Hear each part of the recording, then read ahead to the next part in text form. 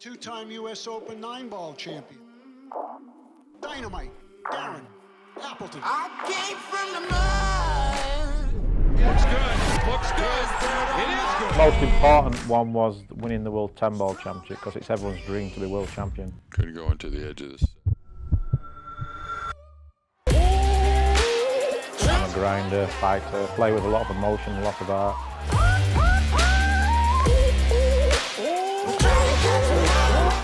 Hello guys, welcome back to another Back to Basics edition, and today I'm going to show you how to play a rack of 8-ball.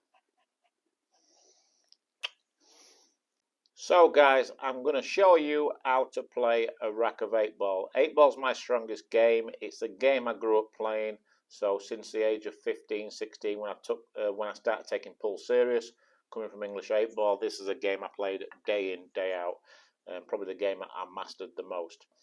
Don't play it so much these days on American table because there isn't that many tournaments. But yeah, it's like riding a bike really. Once I play for an hour, I start seeing all the patterns again, the safety shots and all that really. I've had a lot of success playing 8-ball. Anyway, a lot of you know that, and a lot of you have been asking me to do more 8-ball videos. So here we are. So I'm going to do an 8-ball rack, explain to you what I'm thinking, play it exactly the way I would play it in a match, and then you can get inside my head, go through the options, how to play 8-ball and why, and yeah, we'll see how it goes. Right, so the break shot, very important. You want the back 5 balls touching the next 4 balls if possible, because that's 9 of the 15 balls. That's the majority of the stack. So if those balls are not touching, then there's a good chance you're not going to get a good split of the balls. So you want to get those balls frozen as tight as you can, because breaking from here, you're going to get a good split. You don't want to break from the side rail unless you're having an absolute breaking nightmare. I've done it myself. The only benefit really breaking from the side rail is that you might make the one in the side, but if you don't make a break, you might leave a tough table. So I've done it myself in the past when you're playing on really, really tough conditions or you're just not breaking good. But in general, you want to be breaking from the centre, not bang in the middle like here. Because if there's a divot on this spot, where if you go to your local bars, your local pool rooms, then you will see most of the tables will have a divot in there because that's where everyone puts the ball. And the problem with that is that the cue ball can jump off the table, hit the one ball, fly off the table, and do some serious damage to someone. And believe me, I've seen it happen. So it's not really recommended putting the cue ball on this spot. So for me, I just put it a little bit right or a little bit left and see how the table's breaking, and then I go from there. Anyway, let's break the balls. Right, so it's very important to try and keep your eyes on the cue ball, in my opinion, anyway. Just below centre of the cue ball, try and hit that one ball as square as you can.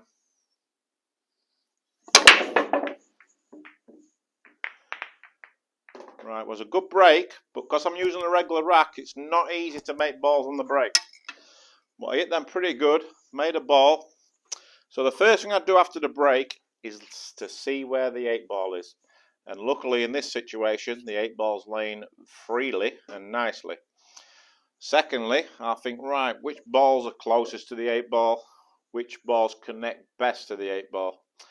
And at first glance, I say solids just by looking at those 2 balls there, those 2 stripes and the 3 solids. But then, what about the rest of the solids? So, but actually in this situation, both sets are really nice. The 1 ball goes in this pocket, so that makes a big difference. The 3 goes in the middle if I land here, but it definitely goes in this pocket. The purple goes in here, the 7 goes in here, the 7 goes in here. Those 3 balls, they all have a pocket. All the stripes have a pocket also. The only little tricky problem I would say is the 15, because it doesn't pass the 10, so we have to remove the 10 first. Getting on the 11 ball, if you land here for example, I'll be kissing 11 then kissing the 1. Don't really want to do that. I don't like kissing balls unless I need to. If I land here it's okay. So, but both sets have got a case here. But because the 8-ball's laying so nicely, if the 8-ball was laying here, obviously it would be blocking the 9-ball. So I'd be definitely 100% going solids. But looking at the rack again, because I'm perfect on the 9 ball to make it and kiss into the 3, which then gets me on that 14 ball there. I'm sort of liking stripes. Yeah. I'm sort of liking the look of stripes, just because the 1 ball could be a little bit tricky to get onto, and the 6 ball could be a problem. Where if you look at these 4 stripes here, they're all laying nicely, just nicely situated together. So what I'm thinking here, I'm going to have another little look to see if the 15 does go. It's very tight, very tight.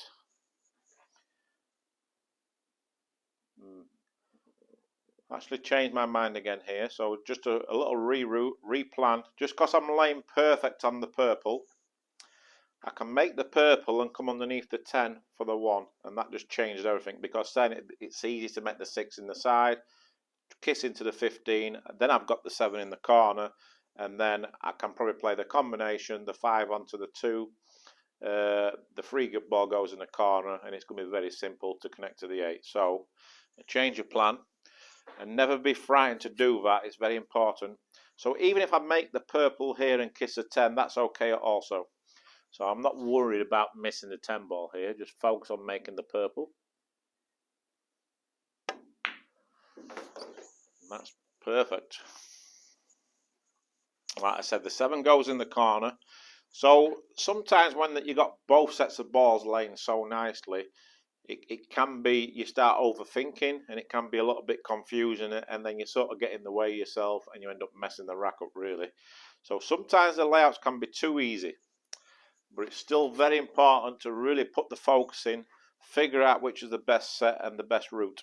So just seeing that purple at the end and seeing that little angle to come around the back of the 10, that really changed my mind, because the 15 could have caused a problem and this 11 ball could have caused a problem, where now everything's just laying really nicely. So a nice little stun draw here. Leave a little angle on the 6. I don't like changing my plan unless I really need to. Right, 2 options here. I can play the 6 in the side, which was my original plan, to bump the 15, or I can play the 6 in the corner. The reason why I'm thinking about the corner, because I don't want the 15 sort of going here. So be careful, like, you don't want to be blocking these balls. But I think it's okay just to kill it, and so that the 15 ball doesn't go any further than there. So I'm thinking about everything right now. Again, like I said before, I don't like kissing balls unless I need to, but if I know that the kiss is not going to cause me any problems, then I don't mind doing it. And sometimes you just have no choice. So there, hit very low on the cue ball, just with a touch of right, and just hit it nice and softly. Right. Landed straight on the 7 ball. So looking back, I might have been best playing the 6 in the corner, but I didn't. But everything's okay. I'm just going to stop the cue ball here, and then I'm going to play the 5 onto the 2. Play the 5 into the rail though, because the 2's not right over the pocket. So I'm just going to bring this back just a touch. Just like that. And because I've got that nice little angle here on the 5, when I make it I should land here for the 3. So I aren't too worried about the 5 ball hitting the rail and then the 5 going on the bottom rail there, the short rail. I don't want to roll this ball in. The reason why, because I see a lot of you amateurs do this, if I roll it, the cue ball's going to land here. And then if I hit this 2 off the rail, the 5 comes here and then you're dead. So these combinations, I can actually see the 2 without playing the combination. So another little rethink here, because the combination is actually a little bit trickier than I first thought. But I feel like I should play it for the purpose of this video, because that was my original route. But there's nothing wrong with changing your mind, guys. And the good thing is that if you play the right patterns and everything else, you're always giving yourself options. And when I look at this here, if I land the cue ball anywhere here, I'm playing for 2 balls and give myself a lot of options. So I'm actually going to change my plan. Play the 2, got a nice little angle on it. Play it with just eye on the cue ball with a touch of left, but hit the ball nice and easy. hopefully the cue ball just floats out nicely. And if I get straight on the 5 ball, great. If I come too far, I would have had the 3. But as things are, I'm pretty good on the 5. So now I'll just stop the 5, bring the cue ball here, make the 3, come back for the 8 in the corner. And again, if you think about when I bump that 15, by not putting the 15 ball here, it makes a huge difference. Or if I could have put the 15 here, then you're just causing some maybe unwanted traffic what didn't need to be there. So in hindsight, I wish I would have played the 6 in this corner. But if you're not cueing your best, then sometimes you take the easy option, which is probably what I did. But anyway, important to bear down on this shot here. It's probably the frame ball, the ball to win the rack.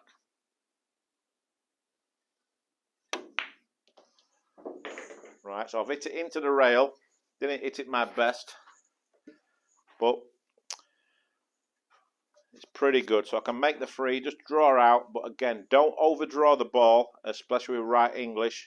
The last thing you want to do is land here, and I've seen it over and over again.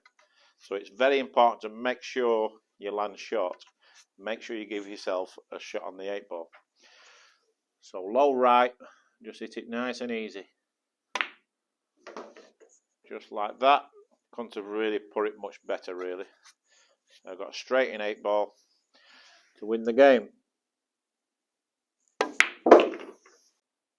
So that's our rack of 8 ball. It wasn't as textbook as what I would like, but what I did do is that I managed myself around the table really well, and that's what I like to do. When you're playing 8 ball, you're not always going to stick to your plan A. You're not always going to be perfect with a cue ball, so you've got to have that ability to change your mind, look at more options on the table, and that's the way I like to play 8 ball. I like to play for 2 or 3 balls at a time if it's possible, and if I can do that, then it's very difficult to miss any ball.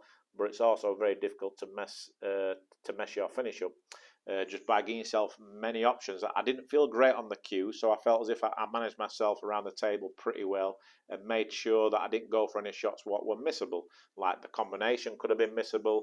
I could have played for the 6 ball down at the bottom pocket. If you're not feeling quite on it, these balls are very missable, especially playing 8 ball or straight pull, because you know if you miss, then it's going to be very, very costly. Where rotation you can miss and you can get lucky and not leave a shot.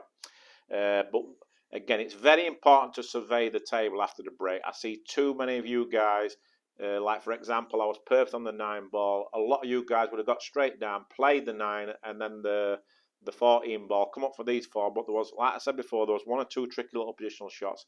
It's very important to walk around, survey the table, try and figure out which is the best set of balls, and your last 1 or 2 balls to get on the 8 ball, and then if you work backwards, work out where your potential problems are very early and try and get on them as quick as you can. Then you're going to make the game a lot easier. But more important, give yourself options. Don't be scared or frightened to change your route and your mind about a certain shot. If you don't like it and there's something else a little bit better or easier, but you can still connect the dots to the next ball, then do it. That's very important. And that's the way I like to play 8 ball. But anyway, I hope it helps you. You can get something out of it. You had a little insight to what I'm thinking while I'm at the table. And we will see you next time.